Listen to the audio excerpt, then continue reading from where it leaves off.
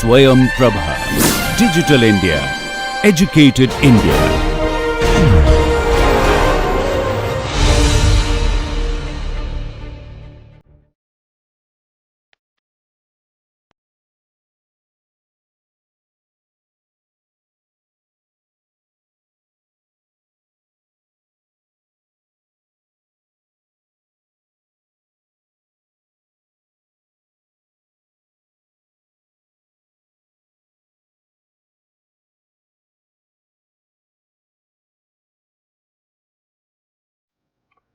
Good morning and welcome to this lecture series on environmental degradation of materials and surface engineering. We are into module 8, lecture 36, and this is going to be devoted on induction and flame hardening. We have earlier discussed why surface engineering is necessary, where from the surface related degradations occur, and what are the possible strategies. In fact, in the last lecture we discussed about the application of surface deformation related techniques, namely shot pinning, ultrasonic pinning, or laser shock pinning, which primarily centers around the philosophy of creating a very sharp deformed region on the near surface region, which is why we not only increase the hardness and wear resistance, but also we create residual compressive stress. We are now into another strategy where, just like the previous example, we are not going to change the composition, but at the same time we'll do certain thermal treatment, unlike the previous one which was mechanically driven surface engineering. So this time we'll use the thermal cycle to create hardened layer on the surface, which will improve the wear resistance. So as you can see that in this lecture, we are going to talk about primarily wear resistance, and wear is a process of degradation due to mechanical interaction between mating surfaces. For example, if one sees that here is, for example, we have taken here two specific cases of camshaft and crankshaft, two rotating rods or solid circular section rods with gears loaded at the end for transmission of power from the engine to the wheels. Now, when we do this, then obviously for power transmission, we'll have one of the sections, for example, the crankshaft gear, which is connected and is rotating in the anti-clockwise direction, whereas the camshaft gear, which is the mating region, depending on what kind of transmission ratio we are desiring. So basically there'll be two rotating parts rotating in opposite directions, and as a result of these rotations, these gear teeth basically will come in contact with each other and rub against each other, and this rubbing action or abrading action leads to gradual degradation or removal of surface material, and certainly that adversely affects the life of the component. So we would like to ensure that the surface region is not only very hard but also is wear resistant. We have already discussed that hardness is not really a universal solution, because if the surface is too hard, it could also be rendered brittle, and as a result there could be early failure or chipping off of components or surface regions, and that leads to accelerated wear. So these are the kind of damages we are talking about, which is what we don't want. So this is fairly deep, and what is even worse is the fact that some of the teeth are rendered without any deformation, large-scale deformation or failure, but some other regions like here, or for example here. So this is on a camshaft, this is also on a camshaft. And as we can see that this has a relation with the turning direction or rotational direction. So in this case, this is the direction in which the shaft was rotating and the gear teeth came in contact with the other one. And so in such cases, the failure actually starts from surface region. And as you can see that this is how the crack initiated somewhere here, and then a chunk of the material went out, and the crack continued in this direction. And it could be not necessarily adopting a linear path, it could be quite a circuitous path depending on the microstructure here and the stress distribution in this region. So the manufacturers don't want such failure to happen. And the strategy to prevent that we are discussing today are called the flame or induction hardening. So essentially both cater to the process of surface hardening. So here we have to take into account the fact that we are not changing the composition, we are only changing the microstructure. And that we do primarily by subjecting the surface region of the component to a specific thermal cycle, which would be typically something like if this is the temperature axis and if this is the time axis, then we are talking about heating from room temperature to typically above the austenite formation temperature AC3, and then subsequently we would like to quench very fast.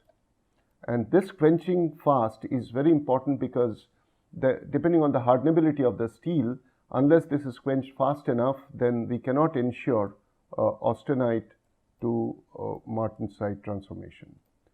So we would like to ensure that we go past the critical cooling rate of the steel and transform the region which is heated and converted to austenite, subsequently transforms to martensite. So this is typically the workpiece, let's say any of these shafts we were discussing, and then we subject to some kind of a heating cycle, either through an induction coil or through some maybe some other heating devices. And we subsequently, as soon as the component is heated to the required temperature, say for example we have reached this temperature level, and then it is withdrawn from the coil or the heating zone and then sprayed with coolant, primarily water, because of which this fast quenching happens. So the objective here is to improve the wear resistance, of course with hardness, resistance to contact stresses, basically the contact stress because of very localized region or small surface area, the stress level goes very high. We also would like to ensure that the fracture toughness improves at the surface region. Most importantly, the fatigue resistance, because this is a rotating part, so the stress application is cyclic in nature, and when we apply stress in this kind of a cycle, then we know very well that the failure need not happen exactly at the tensile strength level, but failure can happen at a lower level. And this lower level failure occurs because of the fatigue, which essentially is due to cyclic nature of stress application. And the remedial measure for that is to be able to not only create a hard surface, but also create residual compressive stress. So if there is a crack generated somewhat like this, and the crack wants to propagate in this direction, if we create residual compressive stress, then the residual stress acts in opposite direction facing each other, so which will try to actually close the gap. If the gap or the crack is closed, then obviously the system has to apply a lot higher pressure, lot higher stress level for the crack to continue further. So in other words, if I create residual compressive stress, I improve not only the wear resistance, but more so the fatigue resistance of the material. And in rare cases, we also would like to improve the corrosion resistance of the surface in case due to lubricant or some other fluid application, there is possibilities of corrosion. But the most important part here for us to understand is that we are talking about a steel which contains a minimum threshold amount of carbon in it already, because we are not going to change the composition. And we know even if we subject to very high cooling rate, very high quenching rate like here, still unless the steel has sufficient amount of carbon, the martensite, even if it forms, will not actually carry or create the required amount of strength or hardness and the residual compressive stress that we are talking about.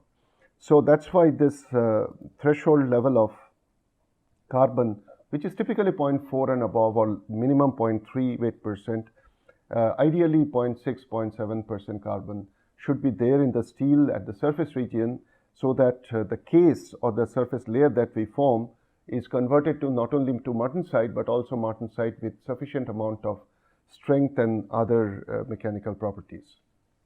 So the first technique or the first approach that we are talking about is flame hardening. So this is a fairly conventional method. So as you can see here, that this is the workpiece that we are talking about, and the workpiece actually, so it's loaded on a particular frame, and the frame is moving in this direction, the feed is moving in this direction, and these are the flames which actually heat the component, whatever may be the geometry. And as we heat, obviously the surface is exposed to the highest possible temperature. So if we plot temperature as a function of depth, then we know that the temperature at any point of time gradually decreases. So the surface experiences the highest temperature, and the temperature decreases over a distance with below the thickness. So the surface temperature is the highest, and we actually will create the thermal cycle such a way that the surface temperature is above a threshold. And this threshold typically is the AC3, which is the austenitizing temperature, complete austenitization. Okay.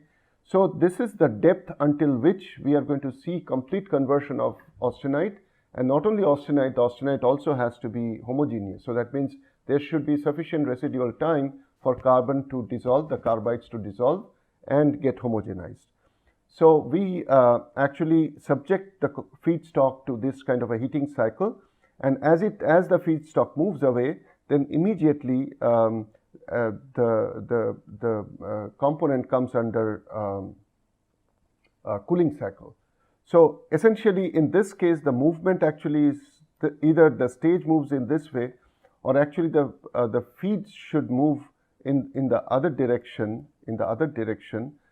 so this arrow was for the stage, and this arrow, the top one, is for the actual component, so that the component gets heated up and then subsequently gets quenched by this water jet.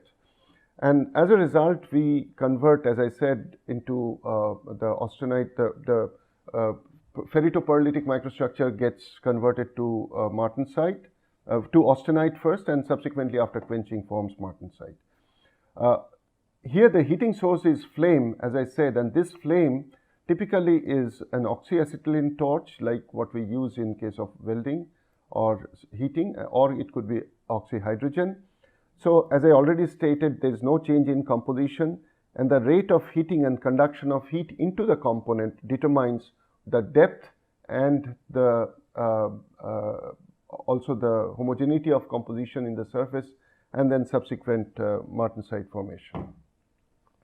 So this is the process that we were discussing. So this is the flat workpiece in this case. This is the nozzle through which we are heating, and this is how we are spraying water. So as the nozzle moves in this direction, or as the either the sample moves in this direction, and or this flame with water jet trailing the flame moves in the other direction from right to left. So this surface gets heated up, and as I said, the depth unto which the heating happens with a temperature above AC3.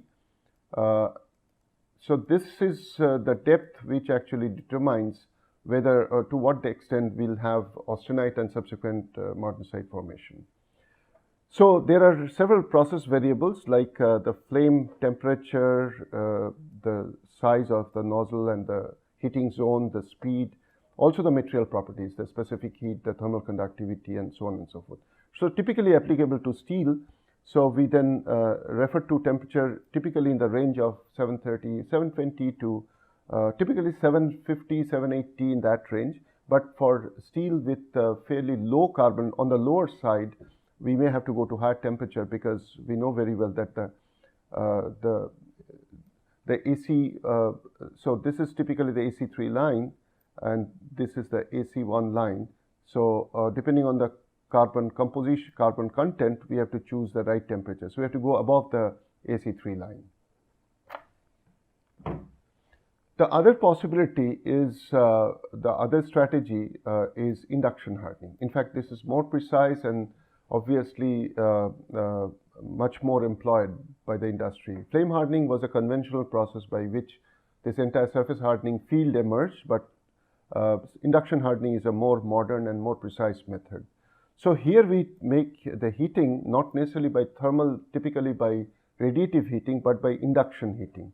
So we use an induction coil like we are seeing here, And depending on the sample dimension or the component, say for example, this is one particular tooth of a gear, and depending on the dimension, the width and so on, and the depth or the height up to which we want hardening, we design a particular coil. And as we can see that the coil actually has a dimension which is trapezoidal, not necessarily square or rectangular. And this trapezoidal shape actually accommodates the particular shape of the gear tooth. In this case, we can have and by this process we can even do not only the outer surface but surface hardening of the inner surface as well, depending on the position of the coil and its geometry. So here again we adopt the same principle. We basically heat and then allow certain residual time, few seconds only, and then drastic quenching. And in the process we convert the ferritopearlitic microstructure to austenite, and then austenite undergoes transformation, quenching, and then converts to martensite. So here the depth of heating, what is very important is the depth of heating essentially depends upon the frequency. And this is what we are seeing here, that this particular depth is inversely proportional to the frequency. So this allows actually more precise control. So this is the typical cycle, and as I have already pointed out, the surface gets heated up faster, goes to higher temperature, and the core or the depth up to a certain depth trails behind but also gets heated up. So we have to make sure that this temperature easily is above the AC3 line, so that AC3 point, so that the temperature is enough to convert the stock into austenite. And then here we just switch off the power, so immediately there is no further induction, no further heating, and then it can be also, there could be either a self-quenching or a trailing water jet which actually quenches, which can quench the stock to room temperature. So these are the most important components which are routinely subjected to induction hardening from various kinds of shafts, gears, other components, brake shoes, axle, trailer axle, and so on. And the depth that we are talking about here could be actually larger, also shallower, and that can be more precisely controlled by controlling the induction frequency. So these are the components, just a motley combination or collection of various components. I mean, standard gears or wheels or sockets, and various kinds of shafts or pins and connecting rods, rings, and so on. So the salient features here is about the temperature that we generally apply. If it's a plain carbon steel, hardenability wise, of course, it is not as good as the alloy steels. So typically, if we consider the schematic continuous cooling curve, then let's say this is the kind of curve we are dealing with. So this is typically, let's say, for alloy steel, whereas for plain carbon steel it would be somewhere here. So you have to make sure that we not only austenitize well, but we also quench fast enough to avoid the nose of the curve. So, and then even if we do that, we also have to bear in mind that the entire process crucially depends upon the threshold level of carbon present on the surface. So for plain carbon steel, we need a temperature in this range, about 750, 760, maybe 780, depending on what is the carbon content. Higher the carbon content, lower will be the temperature to which one can heat, because the shape of the AC3 line is decreases with increase in carbon content. For chromium molybdenum bearing alloy steel, we will have to employ slightly higher temperature, not because though the hardenability is much higher, but we need to employ a higher temperature even in nodular cast iron, primarily because we have a lot of carbides, and these carbides are fairly stable interstitial compounds.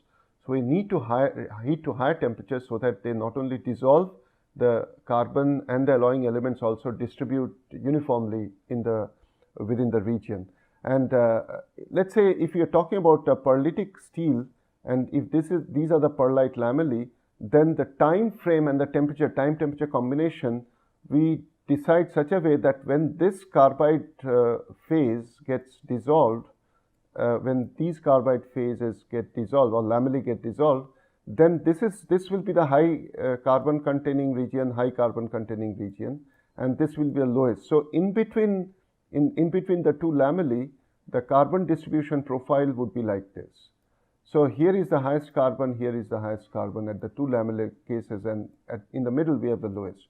But we would like to create a situation where the carbon distribution will be uniform in the region we are talking about. So that means time temperature combinations should be such that not only carbon but alloying elements also dissolve and then distribute well. So this distance could be typically about a micrometer or even less. So the time temperature combination should be such that the diffusion coefficient in this non-isothermal condition should allow homogenization within this region. So these are the temperature ranges in which such homogenization is possible in that small length scale. So we generally, if this is an alloy steel, then of course this is more easier and more effective, but they're expensive. So in case we cannot afford alloy steel, then of course we have to go for plain carbon steel and then choose the time temperature combination accordingly. But one other important thing is that we don't want very high core strength. We want rather the core to be primarily ferritic or at the most coarse pearlitic nature. Why? Because that's when if it is ferritic, then obviously the typical stress strain curve would look like this. So it will have basically a long ductility region or deformation region. So it can actually absorb a lot of incident energy, mechanical energy. In other words, it can provide a higher toughness in the core. So if this is the diameter of the shaft we are talking about, so nearly 90% of the entire thickness from the center should be a very low carbon containing region or low alloying element region, but should be uniform and homogeneous so that it actually does not necessarily have high strength or hardness, but high toughness.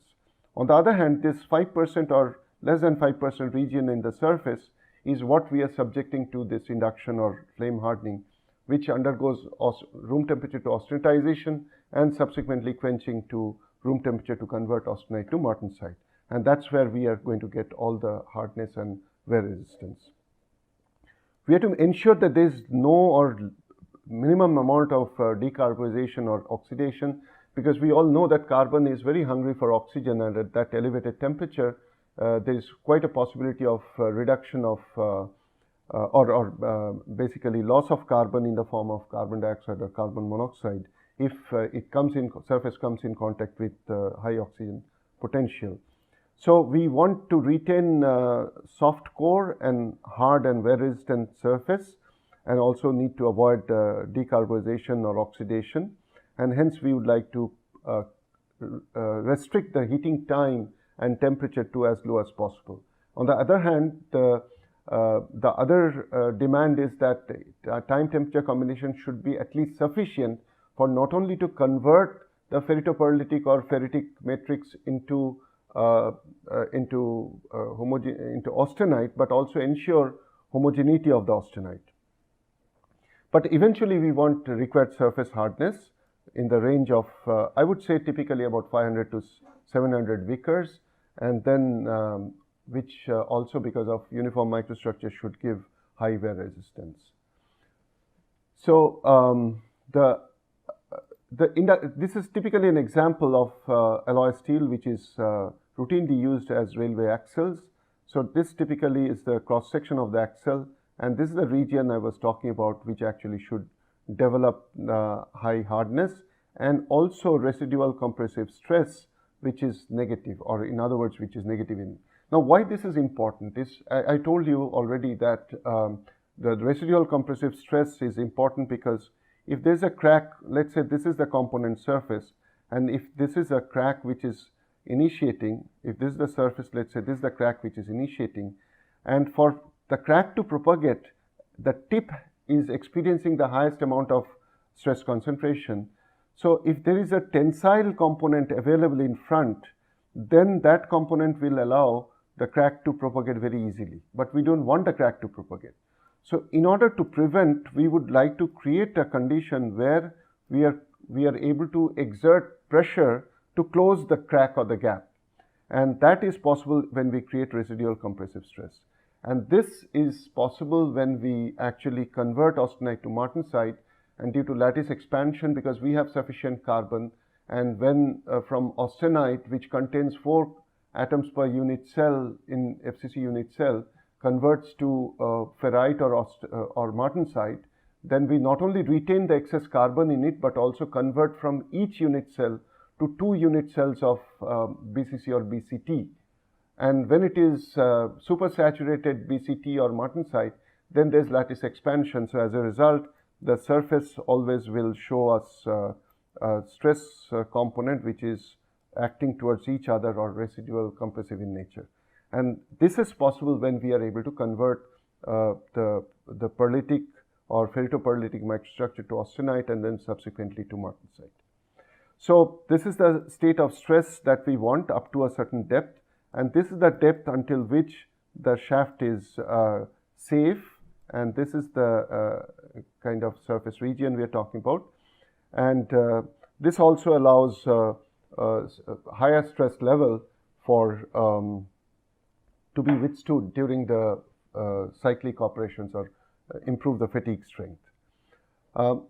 In certain steels, for example, which has about 1% carbon or more, we actually not only create a martensitic layer from the surface, and which in turn provides high wear resistance and fatigue resistance.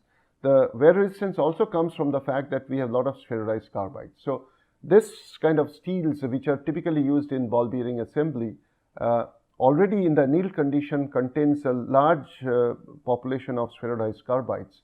And now, but we also have sufficient carbon in the matrix. So when we austenitize, we don't necessarily dissolve all these carbides.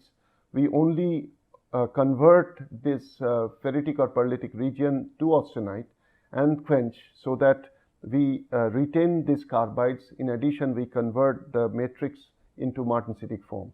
And as a result, what we see is that we create a large hardened zone, is almost like 2 millimeter, fairly deep. And also we have a heat affected zone, which could be a transition from martensitic to perlitic with spheroidized carbide. So as a result, the hardness remains above 300, 350 until fairly large depth. And this is the region which also will show residual compressive stress. And this is the stress level, and this is residual negative because it is in the other direction. And as we increase the, of course, as we increase the applied stress, contact stress, then the amount of wear volume increases. But depending on, and also another thing is that we see the damage is the least at the surface up to about 500 micrometer, and below certain depth, let's say below 350, below 3.5 millimeter or 5 millimeter, the wear damage either at 100 Newton level or 50 or 20 Newton level.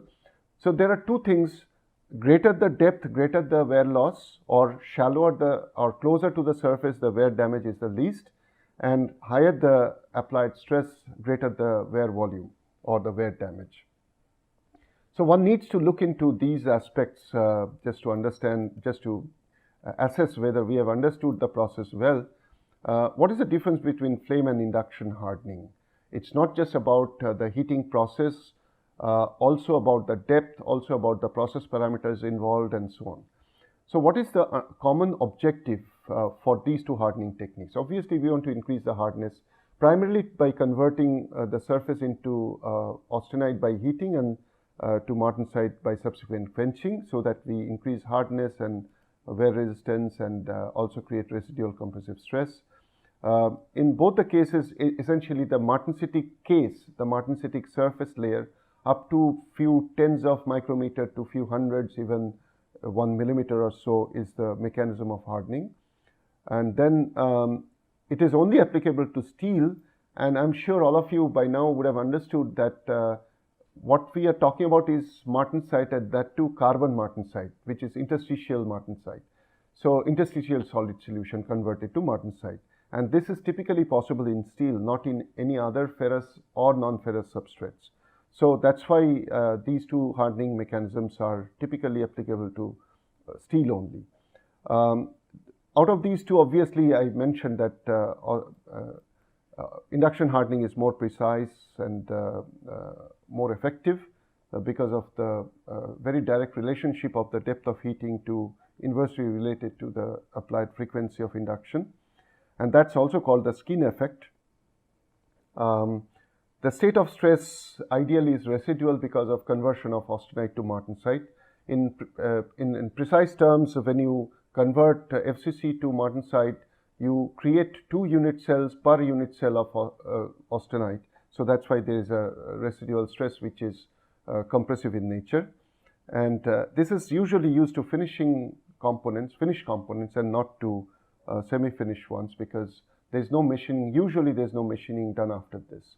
But in some cases we do follow up tempering treatment just to make little bit of machining or final surface buffing and other operations possible. So we'll stop here. Thank you very much.